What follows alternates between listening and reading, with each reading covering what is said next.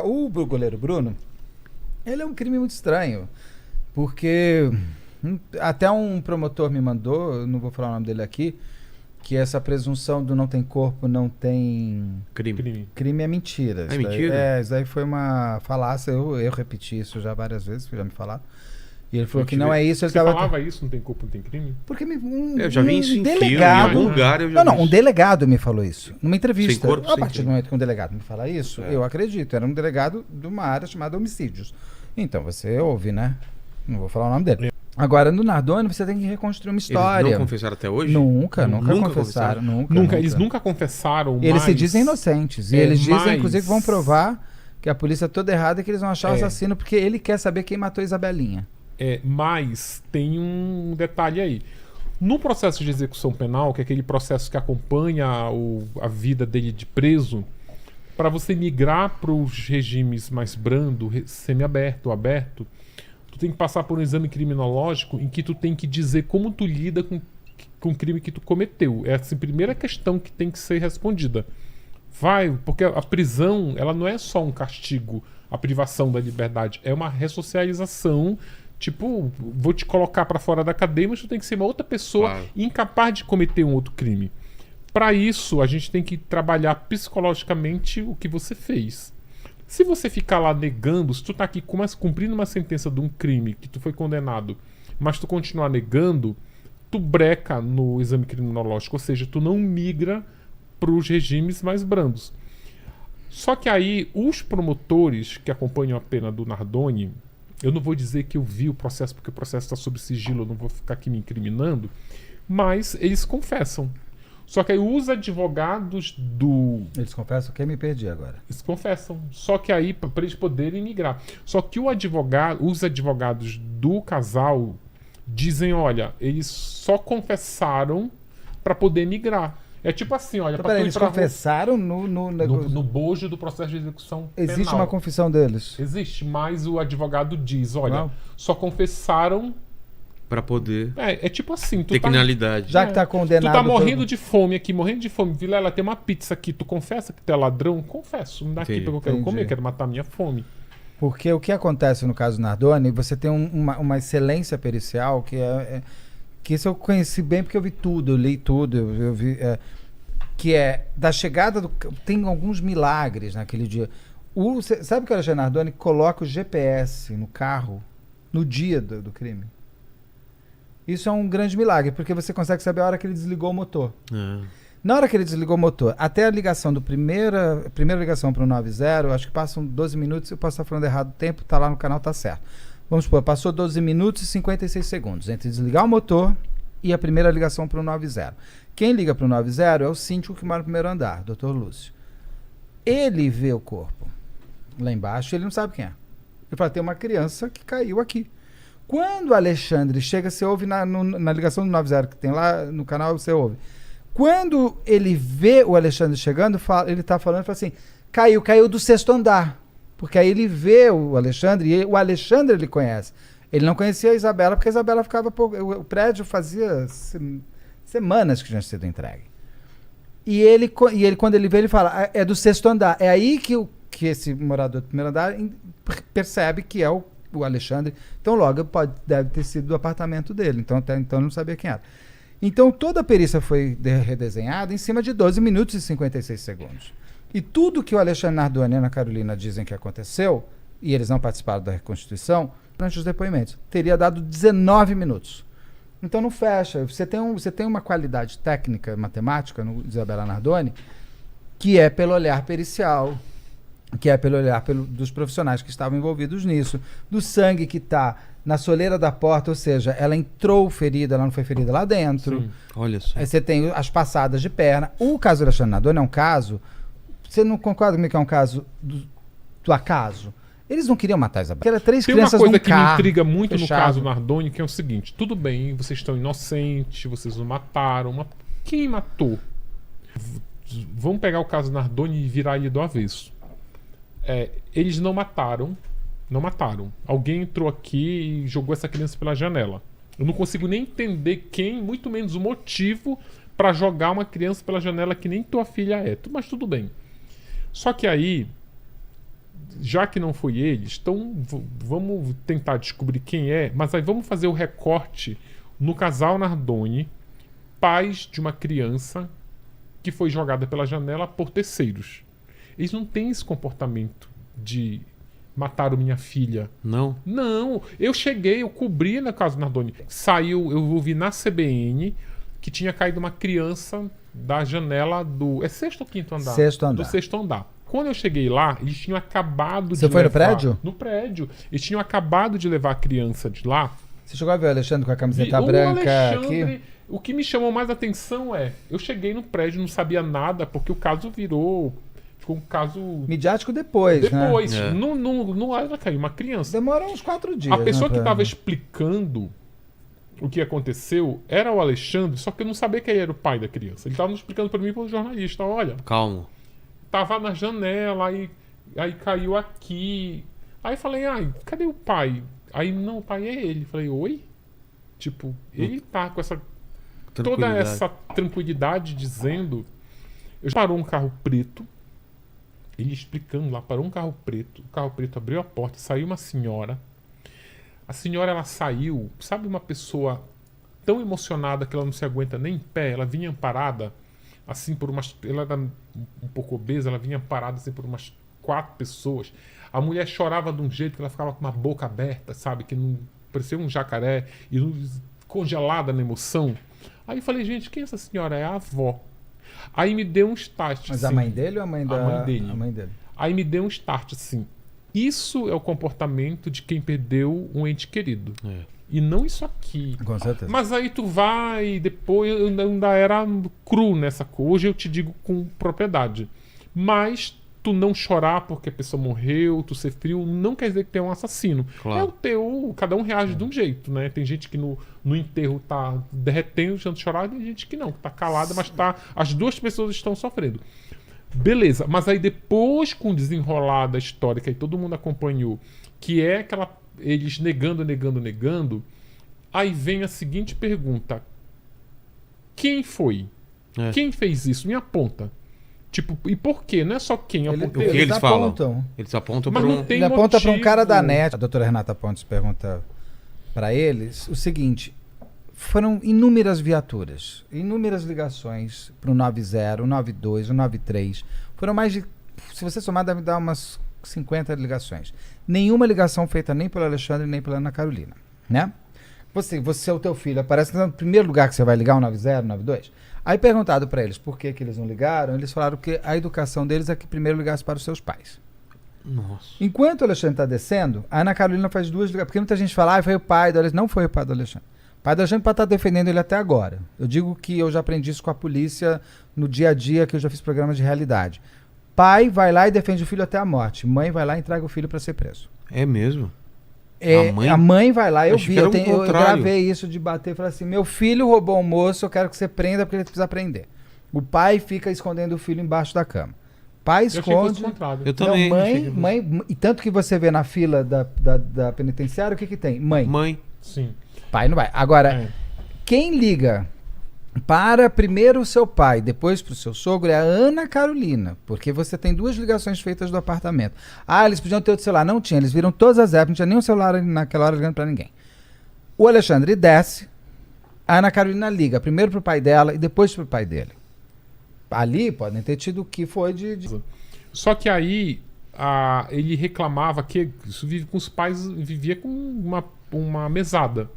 Só que dessa mesada ele tinha ainda que dar a pensão da menina. E a mãe tinha um bom emprego, a mãe da Isabela, que é a Ana Carolina também, tinha um bom emprego.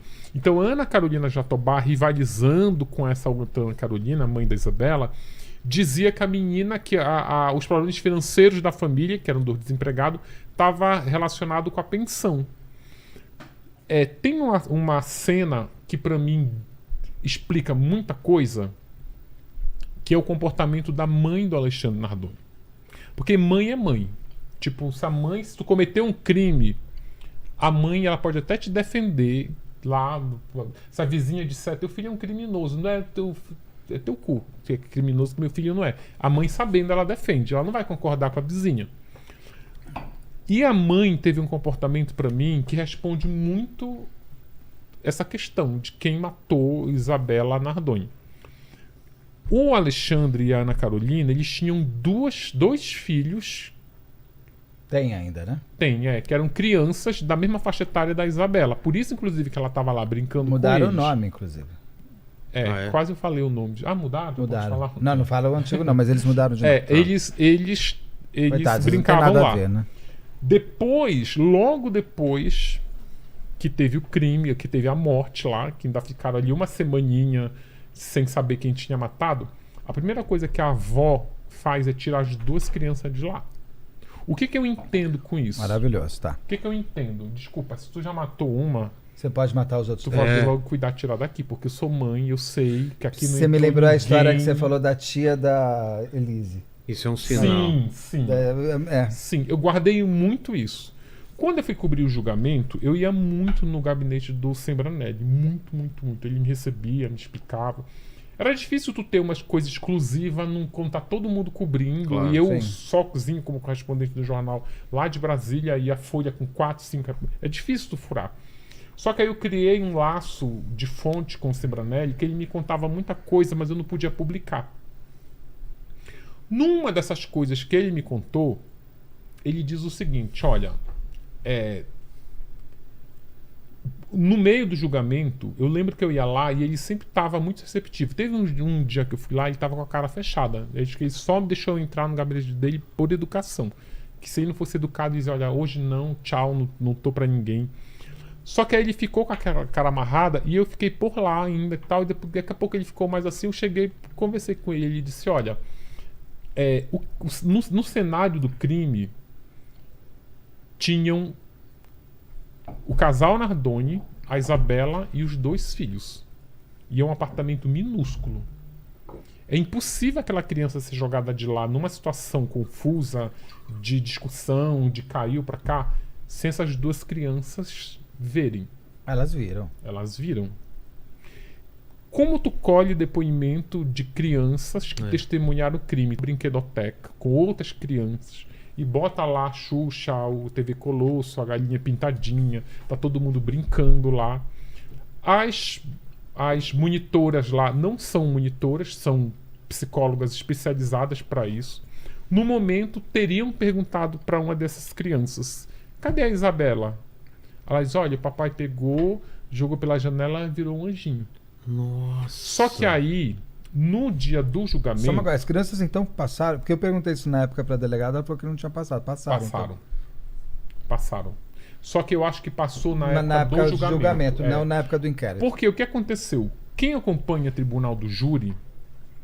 Isso daí nunca saiu? Não. Você tá contando agora? Tô contando agora. Mas também nem tem como sair, porque quem vai bancar isso? Quem vai bancar?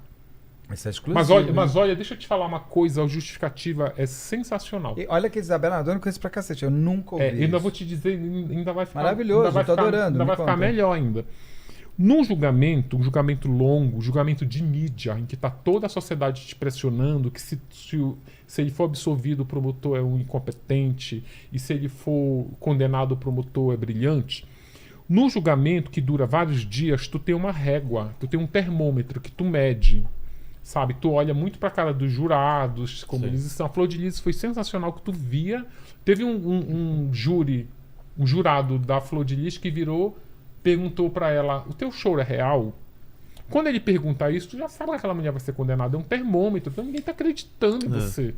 Então tu tem isso numa outra, com outros elementos, dependendo do tipo de júri. No meio do júri do Nardoni, que foi o dia que fui lá na sala do promotor que estava com a cara fechada, o termômetro ali é que eles iam ser absolvidos. Era isso que ele estava com a cara fechada. Porque ele estava sentindo... Tava já com aquele termômetro, porra, tipo, o negócio não tá como eu imaginava. Tava sendo melhor pros Nardonis do que para ele. Sim, porque não tinha prova. O casal Nardoni é um case, porque são Não, tinha prova pericial. Não, mas é que eu não complementei. Não tinha uma prova irrefutável. A perícia, ela é considerada prova, mas ela não é uma prova irrefutável. Ela não é por exemplo, a perícia é importante, mas uma testemunha ocular, ela vale muito mais do que uma perícia. Jura? Achei que testemunha... Advogados falam que testemunha é a prostituta das provas. Mas, meu amigo, a gente está falando de júri. Não, né? dentro de júri. Júri não é técnico. É uma Júri pessoa falando. É uma pessoa falando, a pessoa lá. Tu vê a emoção que ela tá falando. Detalhes. Tu vê se aquilo é. Na hora que aquela testemunha é turbinada de perguntas dos dois lados, o júri tá vendo se aquilo ali se sustenta ou não. Teve júri lá da Flor de Lis que foi lá e disse que a Flor de Lis é inocente, mas com uma cara quase rindo, que a delegada, a juíza disse: olha, tipo, me respeita aqui, que a porra aqui é um júri. Ou seja, tem muito isso, assim, o júri é emoção. E um testemunho bom é um testemunho bom que se sustenta. É igual tu vir contar uma história pra mim, eu vou saber se tu tá fazendo as perguntas, tu tá me engabelando ou tá. Quando chegou ali no momento em que Ele achava que ele estava achava perdendo. que ele só podia lançar mão de uma coisa, do testemunho das duas crianças, Que era uma... que viram a Isabela virando um anjinho. Aí, este promotor teria chegado à seguinte conclusão, aqui para eu não me comprometer no preto e no branco, teria chegado à seguinte conclusão: essas crianças, se eu condenar esses dois réus com o depoimento dessas duas crianças, que por acaso são filhos dele, eu estou condenando essas crianças também. Qual é a condenação dessas crianças? Porque essas crianças, quando forem adultos, que hoje elas são adultas, elas vão carregar o seguinte peso: meus pais foram condenados por conta do meu depoimento. Entendi. Não, e será que elas lembram? Ai, cara. O seu pai jogando sua irmã? Bom, e daí. Meu amigo, isso tá tudo... Tá lá, mas. Tá lá. White Lotus. Mas daí. Aí ele não lançou mão, ele não lançou mão disso, ele deixou, Ele arriscou. O júri foi apertado, eles não foram, justamente por não ter, o fato deles negarem até hoje que não. O cara que pega a criança e joga pela janela. Essas pessoas, elas estão te dando uma informação do que elas são capazes de fazer com entes queridos. Eles dizem que amavam. Mentir é mais fácil. Mentir é fácil pra caramba. Mentira é a... Então quando tu coloca do que tu é capaz de fazer, tu é capaz de maltratar um cachorro? Sou. Mas tu é capaz de matar alguém? Não. Tu tá nessa prateleira aqui. Você me convenceu. Tá bom. Então mentir é de menos. Mentir é fácil. E sabe uma outra coisa? Mentir não suja, né? Mentir é um tão pequeno. Tu sabe uma outra coisa também que mostra que tu pondo isso em conta muito, dando uma importância muito grande do que tu é capaz de fazer, que é aquela reação da mãe que tirou os outros dois netinhos, porque, cara, tu já provou que tu é capaz de fazer. Não vou arriscar. E essa mãe nunca mais apareceu, você percebeu? Sempre é o pai dele que aparece. Sim. E o pai dela. As mães não aparecem. E fora a mácula. Imagina, meu pai matou minha irmã. Tá louco. Eu vou ser acusado. E como é que tu acha que... Por que eu acho que eles negam? Por conta desses dois... Dos filhos. Dois. Mas você tem no canal lá, tem fotos. Não, o vidro quebrado era do outro apartamento. Nesse apartamento deles era assim, era novo, era um apartamento que eles tinham acabado de receber do pai, inclusive acho que a irmã do Nardoni também morava lá, eu ia mudar. E assim, ela chega a não limpar todo o sangue do chão, porque ela não sabia o que era sujeira e o que era sangue. Putz. Era assim... A Ana Carolina. Ana Carolina. A lavanderia é cheia, no canal tem as fotos. A Ana Carolina é cheia... A Ana Carolina. A lavanderia é cheia de roupa suja, roupa pra passar e tal. Tanto que a perícia é muito esperta nessa hora. Tem um balde com uma fralda numa água. Um monte de roupa suja. Um monte de roupa pra passar, você tem um balde com uma fralda. Eu até hoje não entendo porque é que eles guardaram essa fralda. Era a fralda do sangue da Isabela, porque a Isabela, a dinâmica rápida é, quando eles chegam, deviam estar as crianças brigando. Certo. A Ana Carolina deve ter virado e falou assim, para. Sabe, para, menina chata. E ela pega a chave, ela devia estar com uma chave tetra na mão, corta a testa da menina. Anel. Não se sabe qual é o produto. Não deu 100% match, mas parece que era a chave tetra. Ela passa e bate. Corta, aqui é super vascularizado. As pessoas falam porque é cheio de vasinho, gente, por isso que sangra. Tá vendo essa minha sobrancelha? Sim. Quando eu cortei aqui, eu fiquei com a cara cheia de sangue. Eu tinha 5, 6 anos, eu lembro até hoje de ver o vermelho. É muito vascularizado. Imagina uma menina no carro do pai com a madrasta tendo cortado sua testa. O que você acha que ela fez? Eu vou contar pra minha mãe. É claro. Né?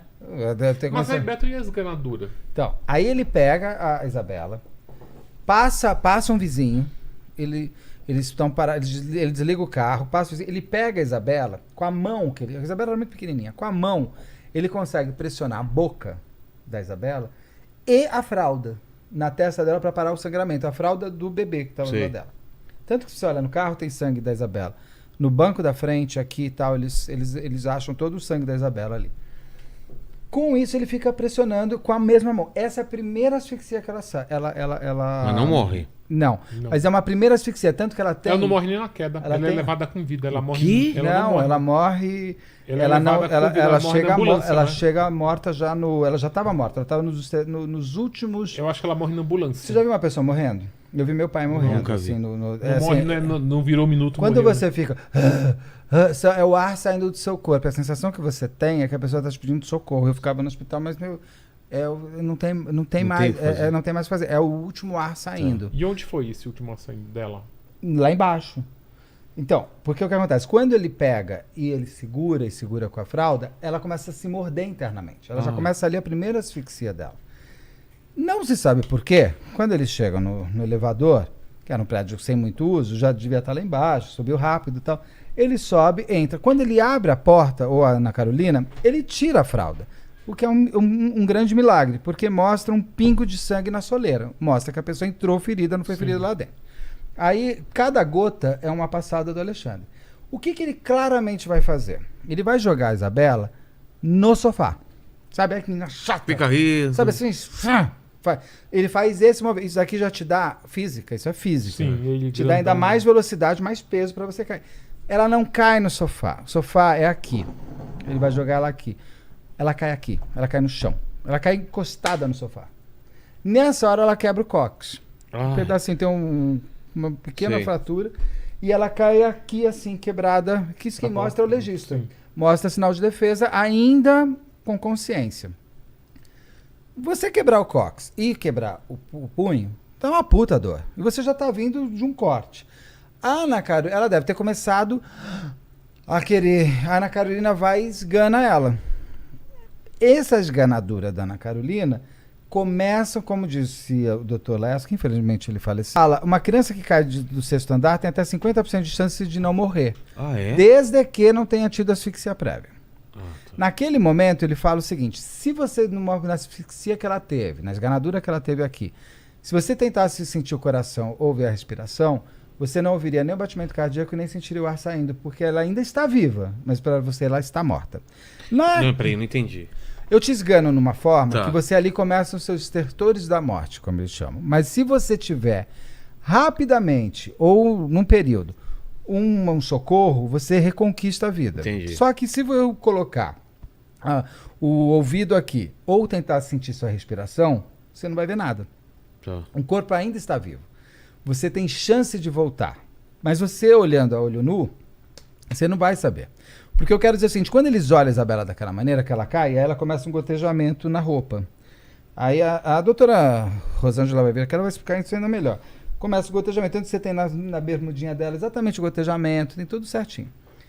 Quando ela chega, isso quem vai me contar é o legista, porque na hora que ela está asfixiando, ela engole o vômito. Você só engole o vômito depois de 3 anos, quando você está precisando respirar. Por isso que tem muita gente que morre, bebeu demais, e morre porque está com a cabeça erguida, e morre afogado, porque você vai respirar, você vai engolir o vômito. E ela tinha vômito no pulmão, que mostra que ela tentou respirar, ela tinha a mordedura toda aqui já marcada, e essa esganadura.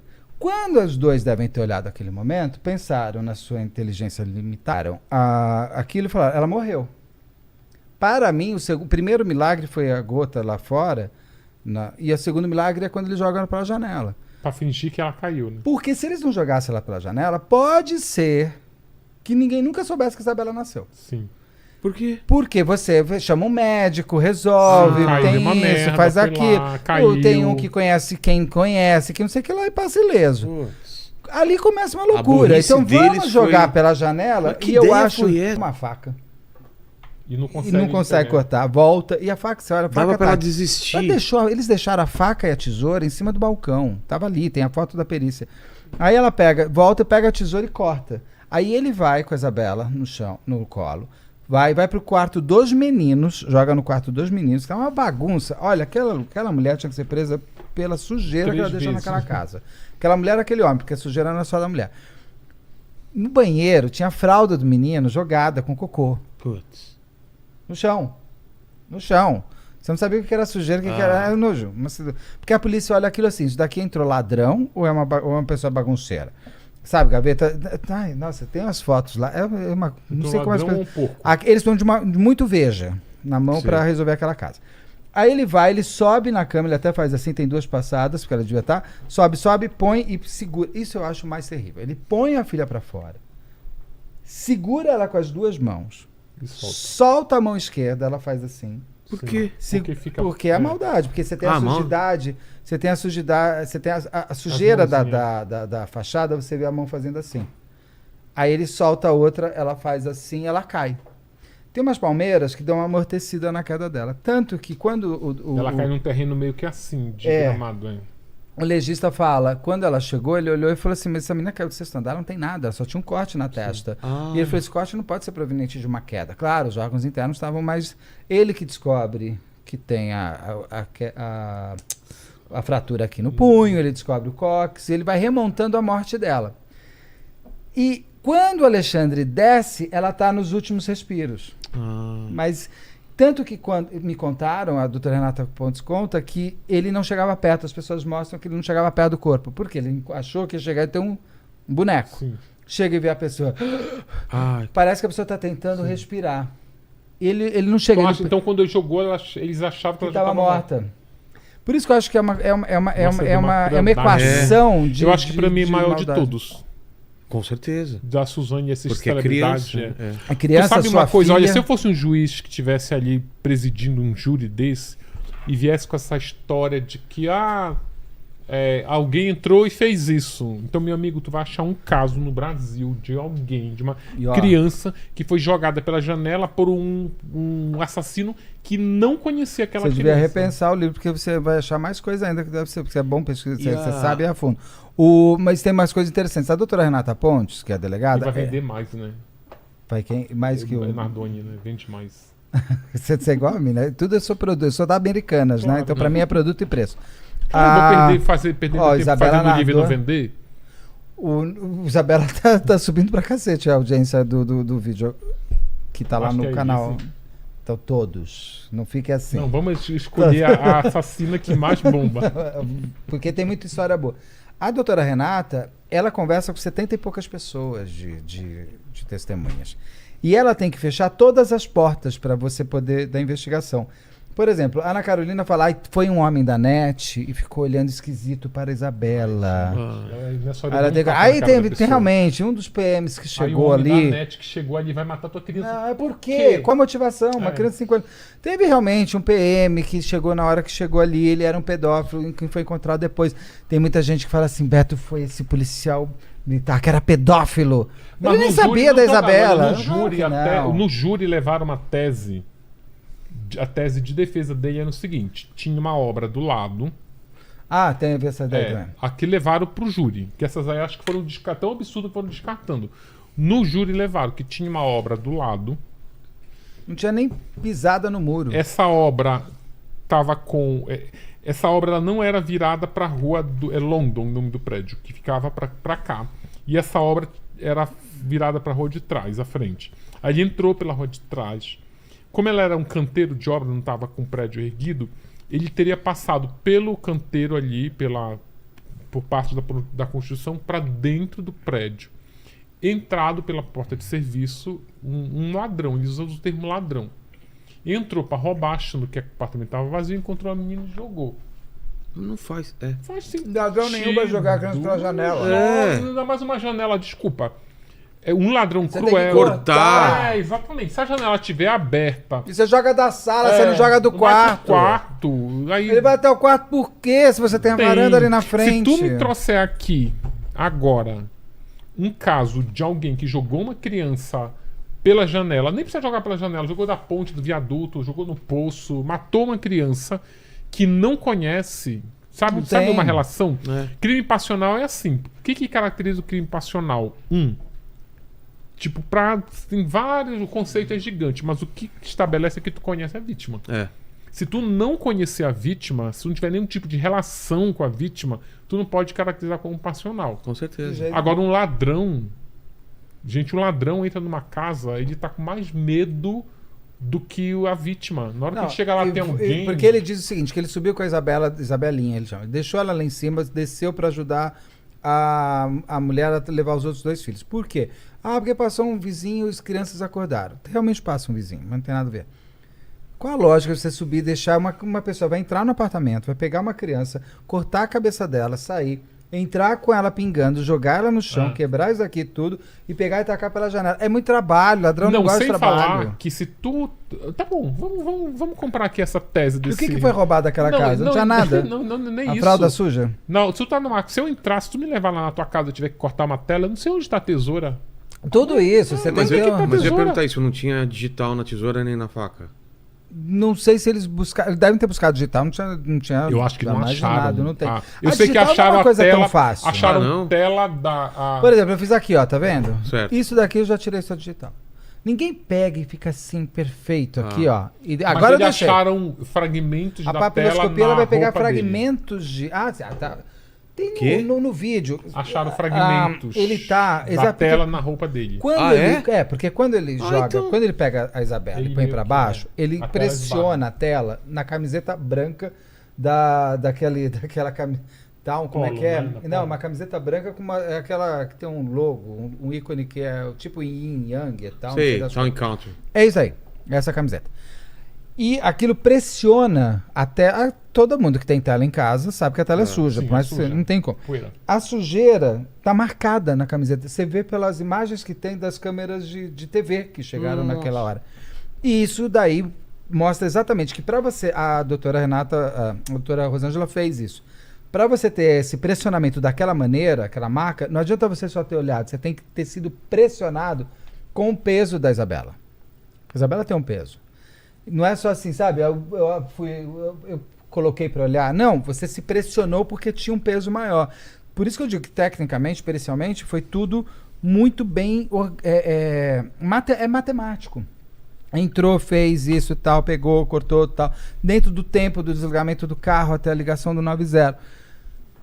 E onde eles não conseguem nunca resolver... Misty, vamos falar da Misty, aquela doméstica lá do Recife. Quem que é essa? Aquela que o filho caiu, Miguelzinho. O Miguelzinho, caiu. que triste Cara, aquilo. E você falou que ele não usou esse depoimento da criança e tal. E o que foi determinante? Foi a... Que aí é júri. O júri se convenceu que eles eram culpados. Tá. Tipo... Não teve uma grande prova. Não teve. Teve. A prova pericial é uma grande prova. Mas o conjunto Mas dela não é uma prova... É porque o Beto entrevistou lá os peritos, então os peritos são muito convincentes. Não, falha... Tem uma coisa... Não, tem uma coisa assim. O Beto já concordou Eu amo comigo. a Rosângela. Não, mas eu assim... são visões diferentes, né? Mas, enfim. Um caso de repercussão... O jornalista que cobre brilha. É diferente. O delegado brilha.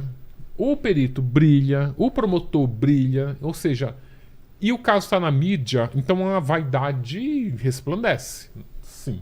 Então, meu amigo, na hora que tu levanta uma tese que tu aparece na TV, no Jornal Nacional falando, tu vira ali a pica das galáxias. Então tá todo mundo, a vaidade ali para todo mundo, sabe? Do jornalista, do perito, do delegado, do promotor, dos personagens envolvidos. Então ali, como são teses opostas, tu te segura na tua tese e banca ela até o final, porque tu deu uma entrevista no Jornal Nacional dizendo que a marca da tela aqui, que é o sanguinho, tu banca isso até o final. Só que aí, depois que a poeira senta, que a pessoa é condenada, que aí tu com mais frio, tu vai... Condenou o quê? Todos os juristas, todos dizem, olha, é um case de casos que os réus estão condenados sem prova irrefutável. Não à toa que eles negam até hoje. Porque se tu chegasse uma prova contundente, irrefutável, jogasse na tua cara, meu amigo, só a Suzane ela confessa depois que não tem jeito. A Elise também. A Elise confessa depois que o delegado lhe contou aqui que ele viu o barro na bota da... Exato. Só que tem algum momento que o advogado que está defendendo ele vai dizer, olha, chegou a fim da linha, a partir de agora eu acho melhor você confessar, Porque se você confessar, a gente consegue uns benefícios. Porque agora, meu amigo, é ladeira abaixo. É. Uma pergunta da Elise. A gente vê muito as imagens de ela saindo com as malas. Eu nunca vi imagem de a Elise voltando, Também não. subindo o prédio. Tem? Não. Mas por que é importante? Sei lá, me deu vontade de ver. Quero ver. Tu Me quer deu inocentar a vontade de Elise ver. nessa altura do campeonato? Eu Quer inocentar? não. Quero me sentar aqui, mas aqui me deu vontade de ver. Mas, Beto, O lá no... Beto saiu de uma pergunta. É! Fiquei pensando. Foi, falei, ele devia estar A pensando. da bota, sabe que a bota? Eu, se fosse ela, eu teria jogado a bota fora. Voltar descalço? Ou com outro tênis? Lógico. Mas, gente, Porque, olha, o Misael da Messa Nakashima, a maior prova que ele estava ali é a alga tem uma alga na sola do sapato dele que só tem naquela represa. Putz. Sim. Ou seja, eu tô dando uma dica. Não- Joga o sapato fora.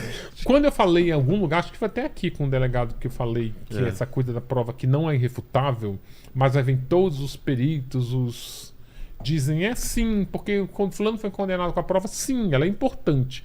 Mas no júri, É diferente. É porque é diferente, uma sim. guerra de narrativa. exatamente. Tá muito batido falar narrativa, mas é uma guerra. É uma guerra de argumentação. argumentos, sim, então, meu amigo, a prova, ela. Porque ela parte muito. Tem É a luva no O.J. Simpson. Ai, aquilo, Ai, que não erro, não.